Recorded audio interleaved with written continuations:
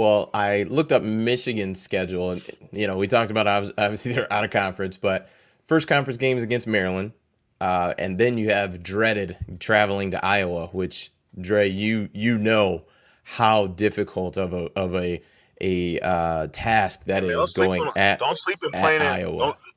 Don't sleep in playing against. I've seen Ohio State, the good old Buckeyes, go and lose at Iowa before. So I mean, like it is not a cakewalk, dude. It's not. Well, I what I'd say is Michigan does not have Wisconsin Don't this tell year as Corey far as that. the crossover game.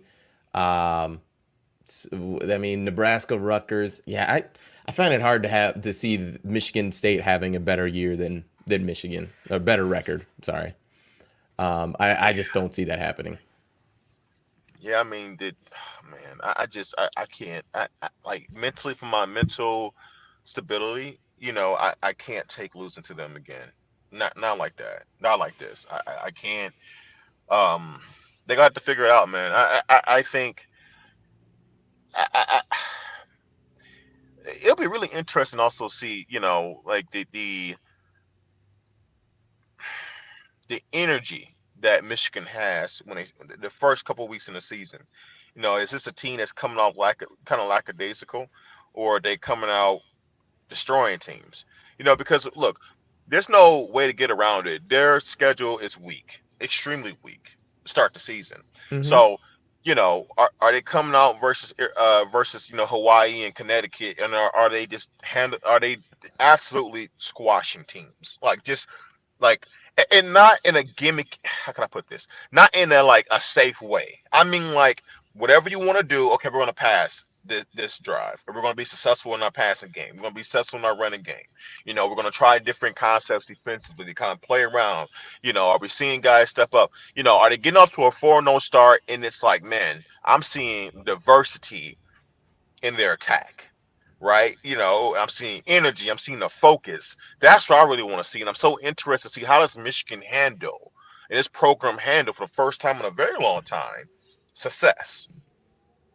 They've had high expectations, but never success like this, right?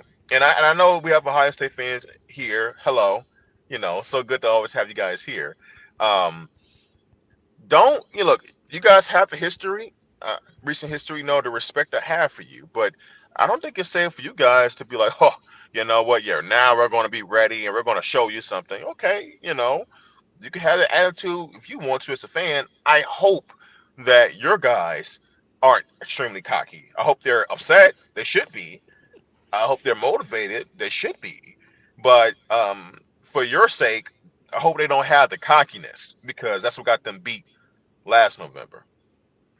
Yeah, I mean, of course, it's the old age. Like you want to make sure that you're taking everybody serious and that you're dialed in and all that good stuff.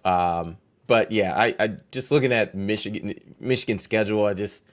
I mean, you'd have to have a disaster of a year to have, to me, three losses. Looking at this, I mean, Maryland, uh, of course, yeah, we're just penciling it in, and it's not, nothing has happened yet. But Maryland, Indiana, I think you should beat Penn State. I think you should beat Michigan State. I think you should beat Rutgers, Nebraska, Illinois. So you're really talking about Ohio State and the dreaded Iowa game. I mean, even if you split those games, you're looking at a one loss season. I mean that yeah, you need to take care of business. You really really need to take care of business. And I we'll see, but I'd like to think that Michigan will do that. But I mean, um, dude, we can be 8-1, seven. Let me tell you. Let me. I'm gonna just say this now. We can be 7-1. We can be undefeated going into that MSU game, and if we lose, I am not gonna be like, oh, all of our goals are still in front of us. Now I'm going to be hot, hot, hot. Okay, he better not lose. well, I think that was part of my role when that Michigan State game happened, because I remember you weren't very happy. You weren't happy, and I kind of kept the peace going. I kept the vision. Like, listen, everything you want still there. You just got to take care of business. Because I mean, at that point, I'm and I don't have the schedule in front of me, but I mean, we were thinking that they were what gonna at least have a loss or two by by that time. So, I think you just never They know. were ahead. They were ahead of our expectations, Des. But I just I can't. I like that feeling of just like seeing the Spartans celebrate. It's just it makes me sick.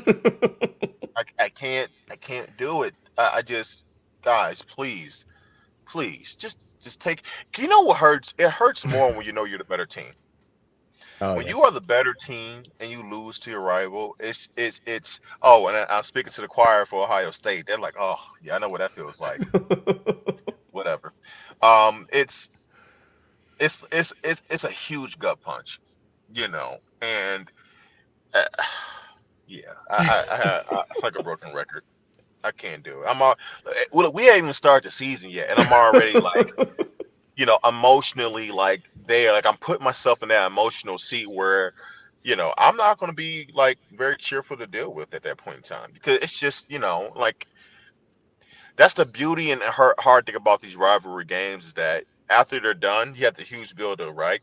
But after they're done, you have to wait 365 days to play it again, Oof. right? And Unless it's some weird, it's been yeah, 2 years now for Michigan State, so it's a very difficult because what the year before Mel Tucker got there, Michigan beat Michigan State, right, that year. yeah, yeah, Yeah, yes. so it's been a long time, but you just gotta like I said, I mean this schedule for Michigan and but see, and now of course we're glossing over literally games, regular season games, but you look at the schedule that they have, and one could wonder about what that have you really sharpened the iron by the time you get to the college football playoff. Let's assume that they'll get there. That's a tough thing, because if you haven't played the tough teams and you haven't gone through the gauntlet, then are you really battle tested? Because we know once you get to the final four, it's elite teams. It's not just good football teams. It's elite teams. And if you're in that four spot, or even three spot, I mean it's difficult. Like you can't you can't think you're just gonna have a cakewalk in the regular season and think you're gonna get to the playoff and just all of a sudden flip a switch. Like we've seen that just doesn't happen. So it'll be interesting to see, towards as the season progresses, see how these teams shape out. Is Penn State gonna look better than they did a year before? Is Michigan State gonna be able to sustain what they've done, from last year? Is Nebraska somehow gonna just have all these close games? And that was wild last year. With Michigan and Nebraska, there was no business that that game should have been so close. But Where did um, Adrian Martinez end up at? not sure. Somewhere. Southeast Missouri State. I'm No, guessing. Like I was just throwing out something I was gonna crazy. say don't don't say. Let's see. Where did he go to? Kansas State. So he's somewhere. We'll see. I'm Ooh, sure Kansas Wildcat. State is very excited to have him, but I think Kansas State's probably excited to have anybody. So Yes. no Yeah. I disrespect don't. to Kansas State Beggars can't fans. be choosers. So I mean, like, Right. yeah, So yeah. Hey, I'm sure Kansas State Wildcat fans are calling up talking about Adrian Martinez turnover ratio. I don't think they're doing that. I think they're No, like, well, oh, yeah. No. this is So great. this is This great.